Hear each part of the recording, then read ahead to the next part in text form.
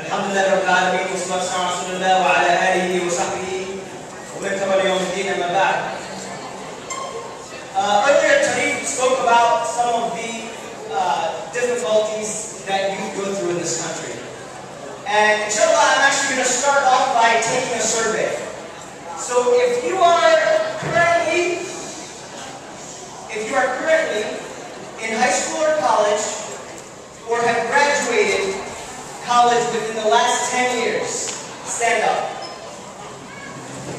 If you are in high school or college, or have graduated college within the last 10 years, stand up.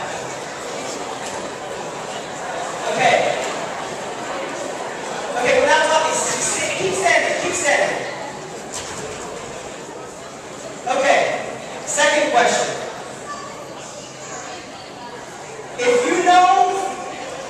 If I can get everyone's attention, inshallah.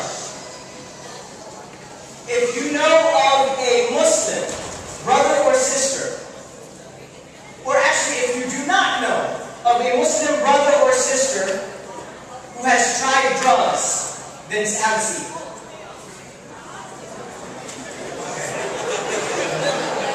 Okay, stay standing. The rest of you stay standing. If you do not know of a Muslim brother or sister who has tried alcohol, then sit, have a seat. And if you do not know of a Muslim brother or sister who has an unlawful relationship in the open, then have a seat.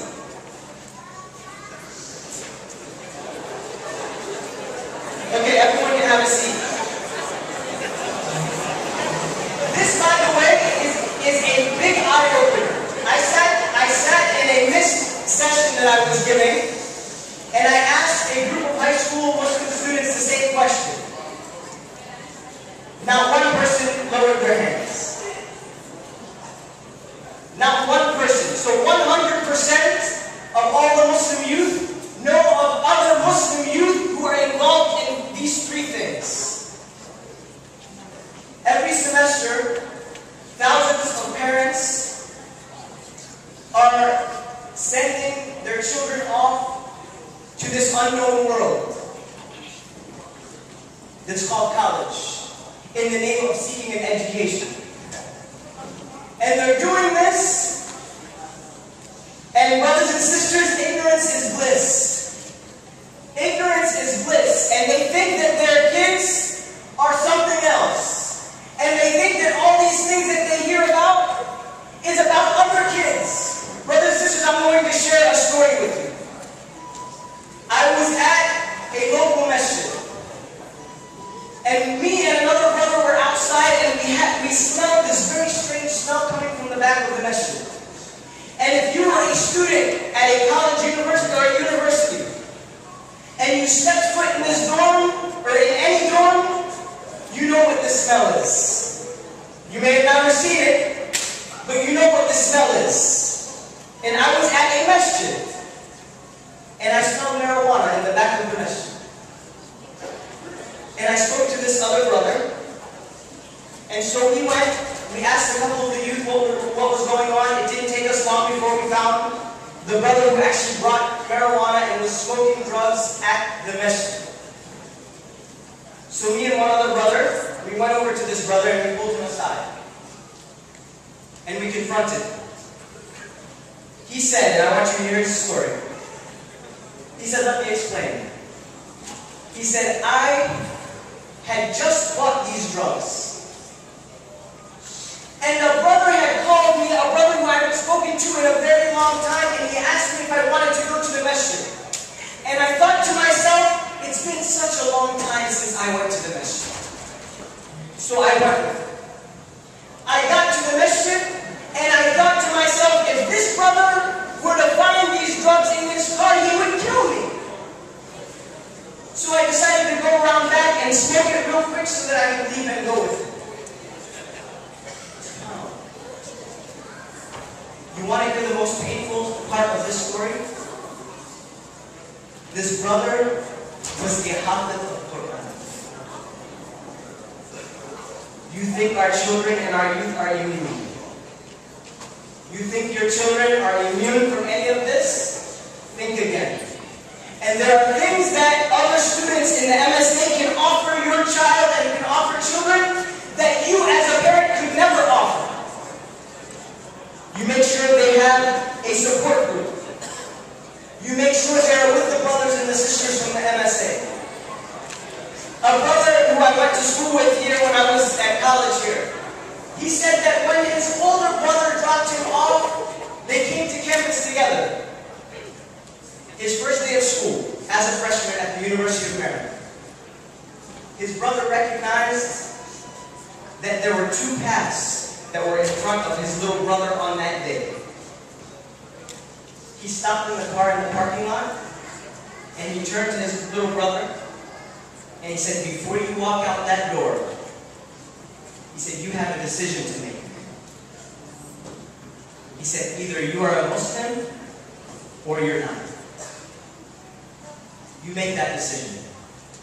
This is the path that is before every single student, every single Muslim who goes off and goes away to college. There are two things that a student or a Muslim student will struggle with when coming to college. They will struggle with their Islam, and they will struggle with fitting in. Believe it, they're going to fit in. They will find a way to fit in. Is finding a way to fit in, is it at the expense of Islam? Very often it is. But if it's through the path of the MSA and through the brothers and the sisters on campus, then inshallah there can be compromise. And they can fit in, but they can fit in with Muslimin. They can fit in with those who remind them to do good. SubhanAllah, I slipped so many times, and I had the blessing of brothers who were legends at this school, Tani being one of them, that were there to pick me up when I slipped, that were there to remind me not to mess up, that were there to advise me. And had these brothers not been around, I came in as a freshman, and I was lost. I didn't know very many Muslims. I just knew a few people here and there. I found out about where this Jum'ah was, and I was of the generation that yes, people speak about that used to pray inside of the stairwells. We didn't have a masala like you guys. We didn't have nice plush carpets like Mustafa was just talking about. So I would try to look around, find out where some Muslims are just so we can make salat together. And this purpose that I found with the MSA was yes, to develop myself, to learn, to be active. But one of the main purposes for me is to find those who I love for the sake of Allah. Those who, inshallah, that we will be in the shade of Allah on a day when there is no shade but His, because we love one another for the sake of Allah. And this was what MSA was for me. It was a way to fit in. It was a way to find people who picked me up when I slipped. I was very confused as a freshman. I didn't have very many Muslim friends. And subhanAllah, my story is somewhat unique. I was going to Jum'ah, and I found some brothers and they played soccer. And so they asked me if I wanted to join them and play soccer with them. I said, okay. Most of my friends were people of other faiths, but I said, okay, I'll play with them. I played with them, and Allah subhanahu wa ta'ala blessed me with a broken collarbone in one of the games with them. This was one of the greatest blessings that Allah subhanahu wa ta'ala has blessed me with. It may be that you hate something and it is better for you. And Allah subhanahu wa ta'ala allowed me to break my collarbone right before finals. I couldn't study. I did horrible on my exams. I had to take a semester off because my father wasn't very happy with me after doing very bad on my exams. And I was going through this struggle. But Allah subhanahu wa ta'ala yanked me out of some things that I was going through in my life. Allah subhanahu wa ta'ala yanked me out of them. I had a brother, during this time, right before finals, I had written a paper that was due the next day, the day I broke my collarbone. My roommates, who were not Muslim, they said, oh, don't worry, you just go to the hospital, we'll take care of it, we'll type it up for you. I came back, they didn't even look at it, they were playing Nintendo. So people from the MSA came, they typed up my whole paper for me that I had written. People I barely knew. There was a brother, and I'm going to date myself again. During these days, most people didn't have cell phones.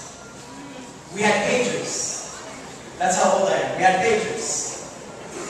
There was a brother who I barely knew, who I would page him. He lived in the towers over off of Route 1 in Cherry Hill. I would page him. Before he would even call me back, he would be outside of my door waiting to give me a ride to the library. I barely knew this brother then. I was going through difficulties. I was stressed out. I was taking painkillers, so I was very emotional. I remember I was getting ready to make salah, and I'm making wudu, and there's a brother in the MSA next to me making wudu. And because my arm hurt so much, I couldn't lift my arm to wash my other arm. And I stared there at the mirror, emotionally, and I started crying. And the brother looked at me, he said, what's wrong? I said, I can't even make my wudu right, man. This brother drops his wudu, he walks over, rolls up my sleeve, and starts washing my arm for me. This is the relationships we develop here at the University of Maryland in the MSA. This is what it means to be around brothers who remind each other to do good, who are there for each other, who support each other. The Prophet ﷺ tells us that there is a reward. He tells us the story of a man who was walking on a path and he moved a thorn out of the way because it was harmful. The Prophet ﷺ says, and for that act, Allah pardoned this man. For that act, Allah forgave that man. How many thorns has the MSA moved out of my way? How many harmful things that were in my path have the brothers and the sisters in the MSA that I do move out of my path? Brothers and sisters who are in the MSA, they know how many thorns, how many stones, how many harmful things that were in their way that their sister might have moved out of their path, or that their brother might have moved out of their path. Brothers and sisters, there is a great reward for those who started the MSAs. Get on the bandwagon and help them. Help the MSAs out. Get on the bandwagon and help them. Imagine the reward for a man who moved something out of the path that might be harmful for someone.